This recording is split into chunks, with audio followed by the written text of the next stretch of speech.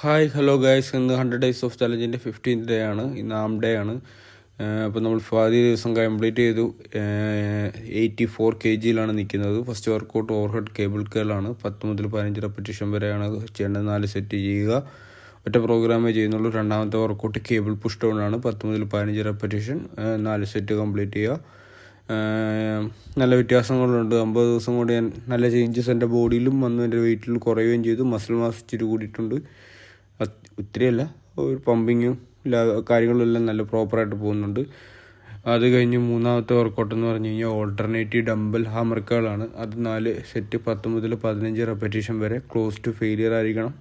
First അറിയാലോ, lower start ചെയ്യുക, lower wait start ചെയ്യുക.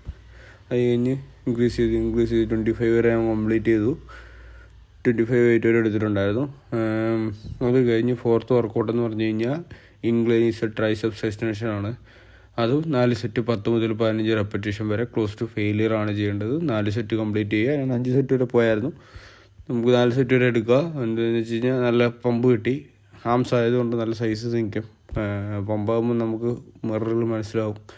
നമ്മൾ കൂടുതൽ വർക്കൗട്ട് ചെയ്യാൻ ചെയ്യുന്നില്ല, സെറ്റ്സ് കൂട്ടത്തേ ചെയ്തില്ല. നമ്പർ ഓഫ് സെറ്റ്സ് കൂട്ടും, അല്ലെന്നുണ്ടെങ്കിൽ നമ്പേഴ്സ് കൂട്ടും.